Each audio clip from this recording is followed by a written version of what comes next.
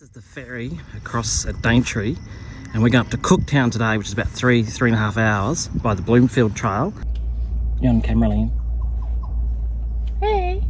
Well, we're waiting at the Daintree for the ferry. We're going up to Cooktown today to have a look. We might stay overnight, we're not sure yet. But we're heading up to Cooktown, up to Bloomfield track, so we'll see what that's like.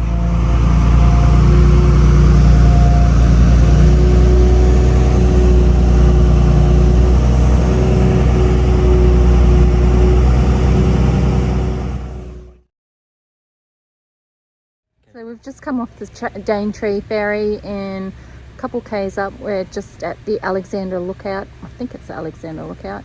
And from here you can see the mouth of the Daintree River behind us and then all the way around to Port Douglas. It's actually where we went fishing yesterday. Caught all that little fish. Yeah. Daintree River.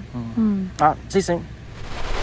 So we've just started from Cape Tribulation, so we'll head up to on the Bloomfield track to Cooktown. Should take us a couple hours. This is Cape Tribulation. This is the beaches. This is awesome.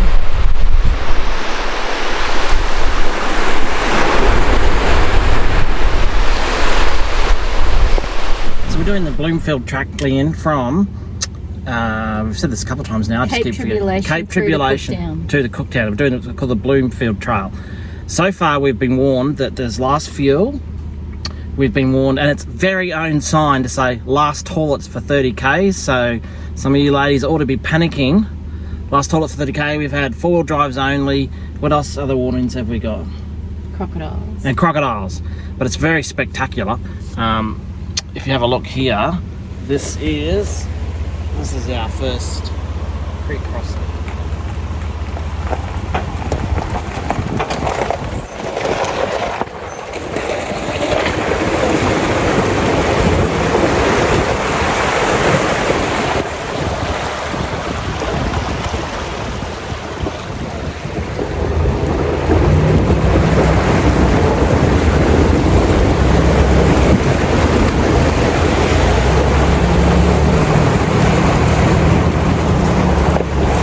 That was alright. No dramas, an old girl. She did it easy, but it's a bit loose on those big rocks underneath. You could feel yourself moving around a bit. That was good.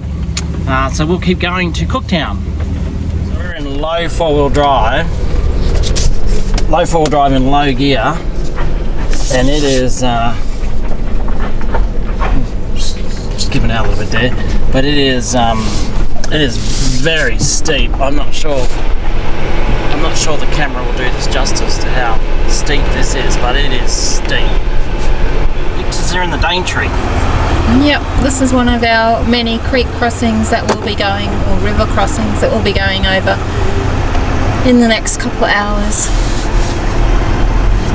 So pretty.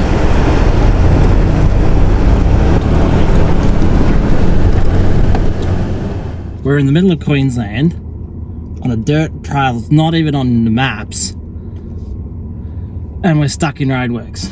Seriously, is there anywhere in Queensland where there's no roadworks? The track eventually brought us out to this pub called the Lion's Den pub. It is amazing. You have to go there. We walk inside and there is just literally thousands and thousands of signatures. Everywhere you go, there's a signature. Awesome menu. It was really good food, good value. And just in the middle of nowhere, it's amazing the amount of people there. It's quite extraordinary. Actually, just come out in the middle of nowhere and there's this pub. And I said, if you walk through, there's just thousands of these signatures. Just, I don't know, everyone must have signed this pub. Now, if you have been here and you've signed on this wall, please let me know on the comments that you signed the wall, because it's amazing. There's thousands and thousands of signatures. Now, we just had to make sure that we left our mark, so had to find quite a good spot, and the only place that we could find is the toilets. That's the only place where everyone hasn't been. So here we are, coming up for toilets for older is optional. There we go, Hicksy and Hickshead, 2021, older is optional. Got to go there, it's awesome. Well, we made it to Cooktown, but it's very blowy, so it did leave a lot of interference in the sound. So just talking here, this is up at Cooktown in the middle of the town, so to speak, up on the promenade looking out. There's a kids area there. Nice harbour, beautiful, very exposed, a bit windy, but really pretty.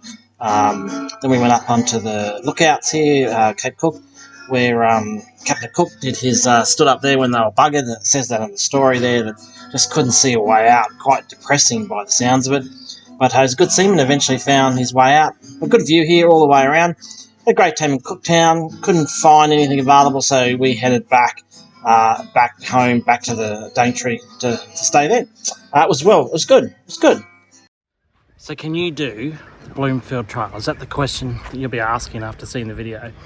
Look, the reality, we went in a pretty, it's an old four-wheel drive, but it's pretty decent. Good tyres, good clearance, and we made it really easily. The only drama with Bloomfield Track is really, it's very steep.